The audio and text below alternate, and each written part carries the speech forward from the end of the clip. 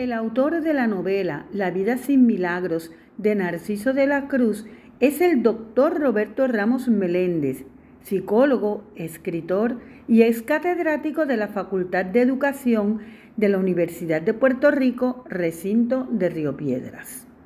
La presente grabación está relacionada con el libro del doctor Roberto Ramos Meléndez, La vida sin milagros de Narciso de la Cruz. Vaya en primer lugar nuestra felicitación al autor.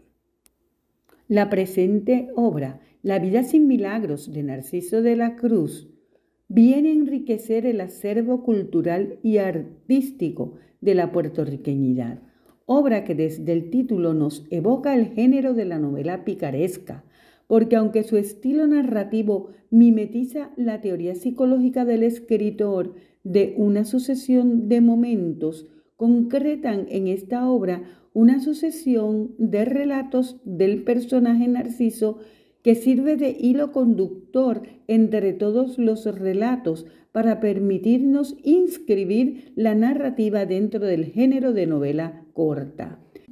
El análisis nos permite destacar varios elementos constitutivos de la presente obra como son: número 1, un protagonista de clase social pobre que crece al margen de los acontecimientos sociales, económicos, raciales y culturales hegemónicos del momento.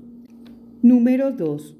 Relatos que presentan una sucesión de peripecias donde se entrelazan las suertes y las desgracias, o más bien, y cito, la suerte para las desgracias, o según la frase exacta de Narciso que dice, una precisión para las desgracias, cierro la cita.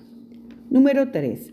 Una ubicación donde el realismo permea la obra conjuntamente con la sátira social, el lenguaje coloquial, no solo popular, sino acampesinado. Y número 4. Los elementos esencialmente constitutivos del género, que son la picardía y la comicidad. Estos elementos entroncan la obra directamente en la novela picaresca.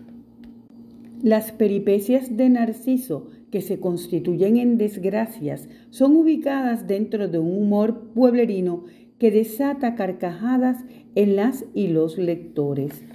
Este aspecto del humor es un atributo importante resumido en la frase final y célebre de Narciso, y cito, y es que la gente se puede reír de usted y usted se puede reír de la gente, pero no hay nada mayor que aprender a reírse de uno mismo. Página 144, cierro la cita. Así pues, al leer la obra que presentamos, La vida sin milagros de Narciso de la Cruz, de Roberto Ramos Meléndez, evocamos la tradición de la novela picaresca que nace en España en 1554 con El Lazarillo de Tormes, la que luego continúa con la obra del escritor sevillano Mateo Alemán de 1599. Además, La vida del pícaro Guzmán de Alfarache, la obra de Francisco López de Ubeda de 1605, La pícara Justina, y más tarde, en 1626, se destaca la famosa Vida del Buscón de Francisco Quevedo, tradición que salta a México y se recoge en la novela El Periquillo Sarmiento en 1816 de José Joaquín Fernández. En Puerto Rico, aunque el canon oficial no registra obras picarescas de renombre, se sabe de algunas obras conocidas que pueden considerarse picarescas, como La vida y milagros de Colacho y La libertad de Garzón de Vicente Jambol. Estas obras nombradas constituyen algunos antecedentes que hoy ocupa nuestra atención. Desde el análisis técnico podemos añadir que la obra contiene elementos de Bildungsroman masculino, es decir, que nos presenta una obra de crecimiento y maduración del personaje. Narciso de la Cruz, muy particularmente en lo que respecta al desarrollo y madurez de su autopercepción e identidad. Otra particularidad técnica es la presencia de un narrador intradiegético, quien a su vez es narrador e interlocutor de Narciso. Me refiero a don Francisco, quien como voz narrativa le concede voz al autor muy particularmente en lo que se refiere por Goldman y Lucas como visión de mundo. Dicha visión incorpora a su vez la teoría psicológica del autor, que él ha denominado teoría del momento motivacional de vida, inferencia que hacemos por virtud de lo que Cánovas de 1995 llama nivel de cultura compartida. Para el presente análisis utilizo algunas de las categorías muy sintéticas del modelo psicosocial que he desarrollado tanto para el análisis de personajes reales como para personajes ficticios. He considerado categorías psicosociales significativas para el análisis inminente y fáctico de la obra y de Narciso las siguientes: ubicación geográfica, económica y educativa del personaje, así como su autopercepción, desarrollo de identidad, lenguaje, símbolos y visión del mundo de Narciso. Estas últimas podría decirse que por su riqueza constituyen dimensiones centrales de la obra.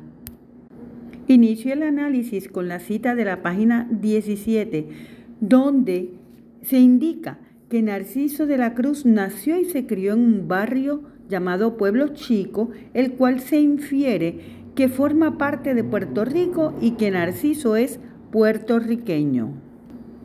En la obra se menciona que de su padre no se sabe mucho y su figura es ausente en la narración. Su madre, doña Prude, fue una humilde mujer que se dedicó a criar 3 hijos, el mayor de los cuales era Narciso.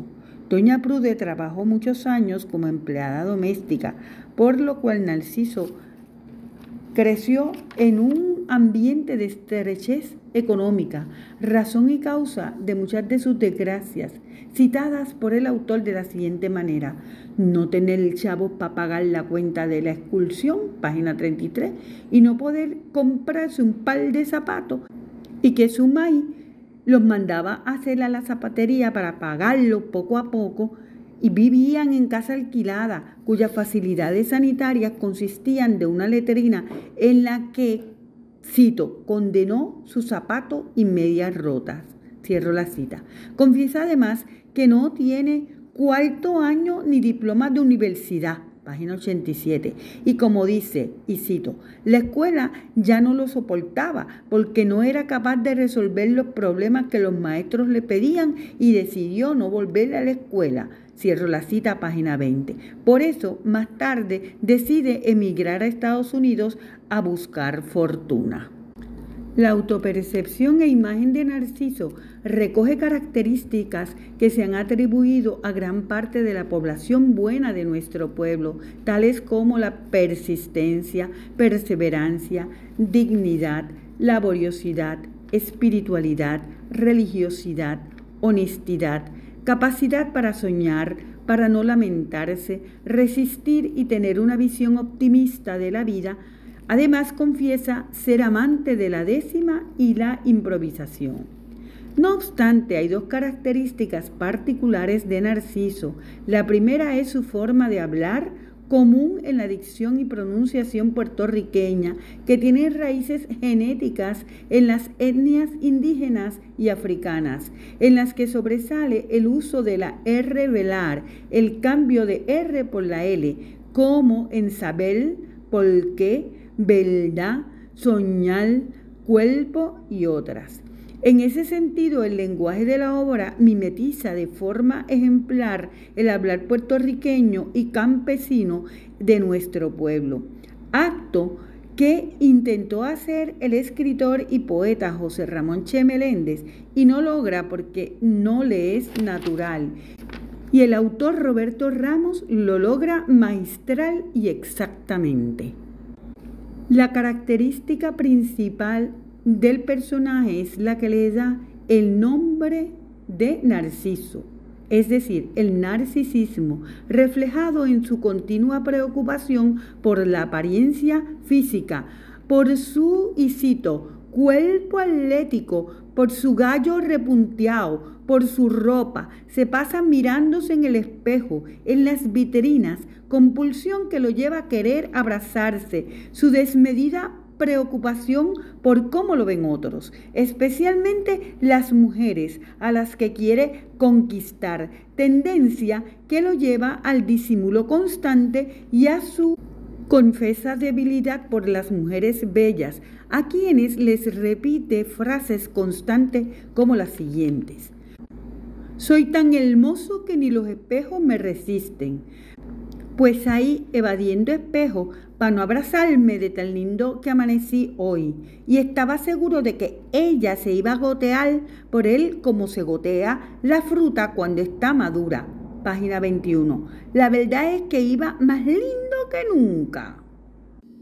Otro elemento y atributo clave del narcisismo es la envidia citada en la página 27, donde Narciso expresa sentirse envidiado por todos, hasta por las flores, y dice: me deja un olorcito que hasta las flores de envidia se marchitan cuando les paso por el lado.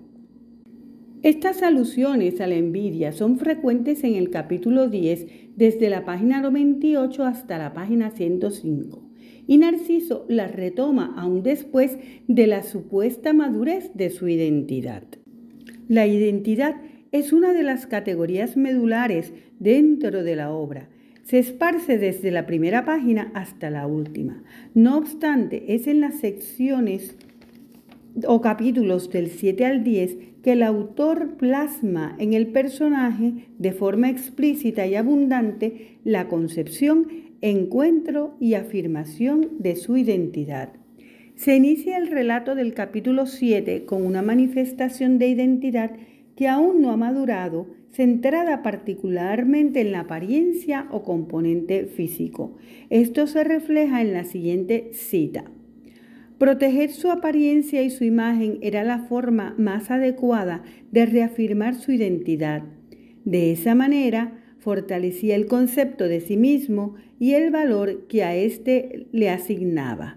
Cierro la cita, página 60. Dicho concepto va madurando y evolucionando en los próximos sucesos o relatos de los capítulos 8 al 10. Ya en el relato número 8, Narciso cobra conciencia de su naturaleza mestiza, reflejada en su cabello, que oscilaba entre rizado a encaracolado, según sus propias palabras. Reconoce las influencias extranjerizantes en su autoconcepto y en su concepción de belleza, y afirma que no pudo escapar de los prejuicios y estereotipos que habían contaminado a Pueblo Chico. Página 65.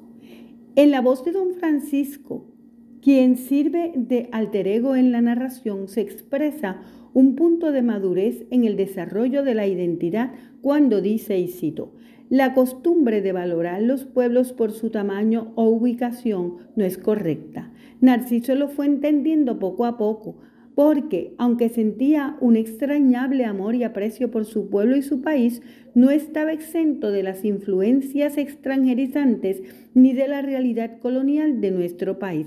Cierro la cita, página 67. Este relato, que hace referencia al papazo o lambevaca que el estilista le dio a Narciso para darle un nuevo look, como dice él, culmina con el refrán que constituye la síntesis sabia del pueblo para retratar nuestra realidad e identidad de mestizos. Y cito: el que no tiene dinga, tiene mandinga, página 72. Y concluye con el salto cualitativo de Narciso hacia la madurez, descentralizando su afán por la apariencia cuando afirma, y cito: más vale aprender a vivir y aceptarse tal como uno es, antes que pretender construir una imagen artificial e irreal de uno mismo. Cierro la cita, página 72. De ahí el autor nos introduce en los relatos 9 y 10.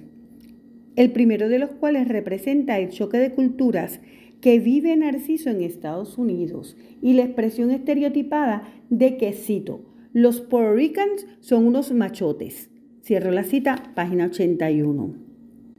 Además, este capítulo está plagado de frases en inglés escritas y pronunciadas en español puertorriqueño y jíbaro al estilo de Narciso como, y cito, go it, por go ahead, he's learning en vez de he's learning, wrong group en vez de wrong group.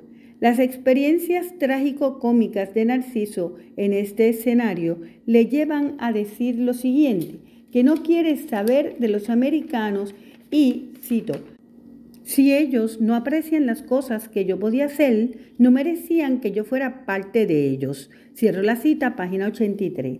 Frase que puede considerarse como actitud antiestadista. En el relato número 10, página 85, se nos presenta lo que yo llamo el sumum de la afirmación de identidad de Narciso. Es a mi juicio también el punto cumbre de la novela, donde se anudan las tensiones identitarias y las actividades y manifestaciones reafirmatorias. Se presenta a Narciso en Estados Unidos, desempeñando trabajos de obrero agrícola, amante del trabajo, cantando décimas, hablando de música jíbara, de la danza, de la música de Chuito, Dani Rivera y Felipe Rodríguez. Menciona a los que considera grandes patriotas, de Diego Albizu Campos, Betances, Eugenio María de Hostos, habla de instrumentos musicales y poesía. En este contexto dice, y cito, lo que hicimos fue hablar de nosotros mismos para que se den cuenta de que aparte de ser unos machotes, los Puerto Ricans sabemos hacer muchas cosas más. Cantamos, bailamos, escribimos poesías y otras cosas más. Cierro la cita, página 96. Fueron muchas las cosas lindas que dijimos de nosotros y los americanos estaban sorprendidos. Pero lo que me molestó fue que las órdenes las daba un americano que estaba con los micrófonos. Toda esa exposición pareciera figurar la situación de Puerto Rico, donde todos nuestros logros como Miss Universe y desdichas como Vieques están bajo la dirección y orquestación de los americanos.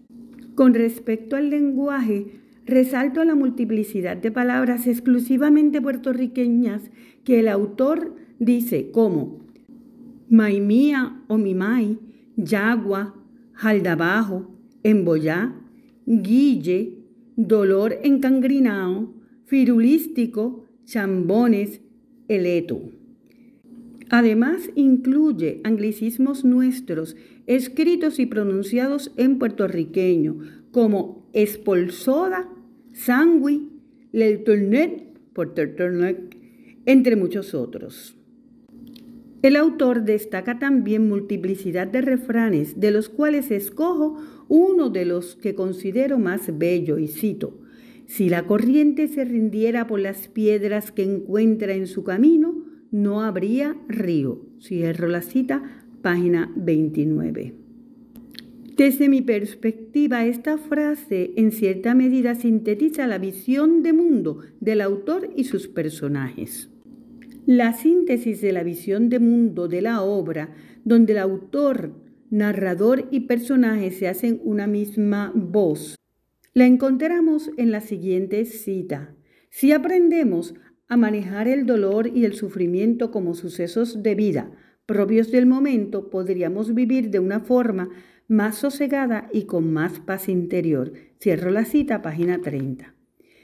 En boca de Narciso se escucha, y cito, podemos usar el pensamiento para crear montañas cada vez más altas y con paisajes nuevos y más grandes, o para hacer un hoyo cada vez más hondo y oscuro, del que sea cada día más difícil salir. Todo depende de lo que uno decida pensar. Cierro la cita, página 31. Este pensamiento es un reflejo de una técnica de lidiar o de bregar, como dice Arcadio Díaz Quiñones, de ser oprimido, del campesino marginado, del colonizado. Esta idea, unida a la de reírse de uno mismo, refleja la idiosincrasia de la resistencia del sobreviviente, como dice el autor, y cito, perseverar y resistir sin renunciar al cauce, cierro la cita, página 31. O como dice el propio pueblo, es la esperanza del pobre.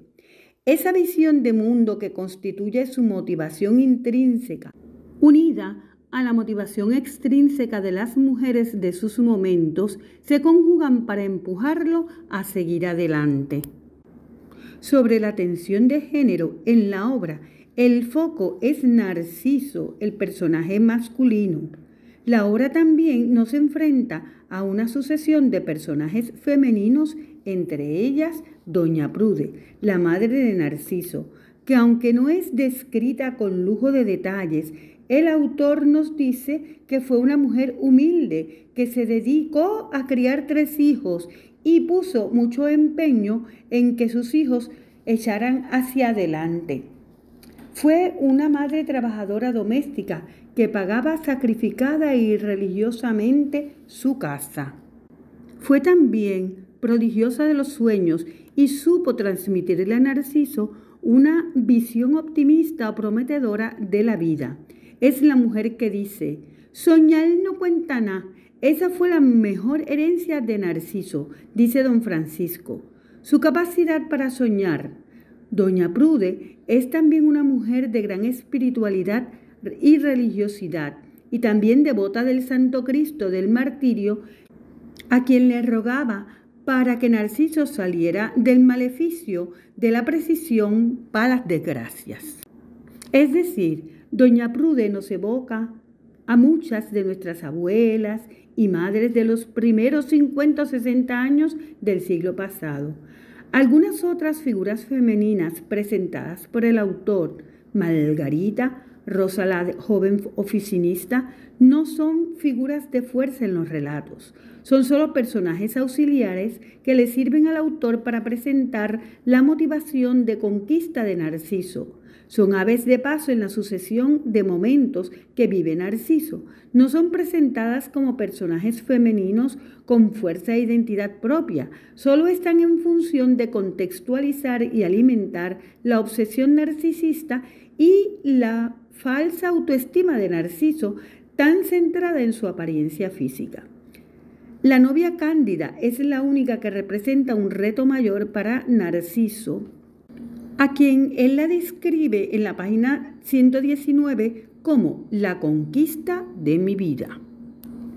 Pero al exigirle Cándida protección y evadir el encuentro, desata situaciones que le hirieron su amor propio de tal manera que casi lo lleva a desaparecer y dice, y yo no voy a perder la oportunidad de estar con Cándida. Finalmente, en el último episodio, Narciso le cuenta a don Francisco sus peripecias y encontronazos cuando su novia Cándida, que no es tan cándida nada, porque le pide que para estar juntos debe protegerse y el más cándido aún no entiende cómo es que tiene que protegerse. Pero luego Narciso pasa a la farmacia a buscar protecciones. Los acontecimientos relatados en la farmacia nos presentan a Narciso debatiendo entre 2 mundos, entre 2 grandes fuerzas, entre la presión social que le dicta lo que es moral, aunque sea hipócrita, y lo que le dicta su yo interno de cómo desea ser. Y ante los costos que implican las opciones, por un lado, si no cede a la presión social, pierde su estatus de, entre comillas, bueno y moral. Y por otro lado, si desiste de su yo interno, pierde lo más que desea en ese momento. No poder decidir entre esas 2 fuerzas le obliga a optar por el disimulo, por obrar a escondidas, por aparentar ser las 2 cosas. Opción que al final resulta muy costosa porque explota en escándalos que obran en su contra, dejándolo herido y al descubierto. Estos últimos incidentes nos retratan un Narciso indeciso, ambiguo, atemorizado, huyendo de la escena comprometedora, es decir, un narciso que aún no alcanza la madurez humana, la plenitud del ser y corre el peligro de desaparecer, como creyó don Francisco. Un desaparecer que significa la muerte del jíbaro, del campesino, en fin del puertorriqueño. Por eso Narciso, aunque se ríe de sí mismo, se entristece profundamente.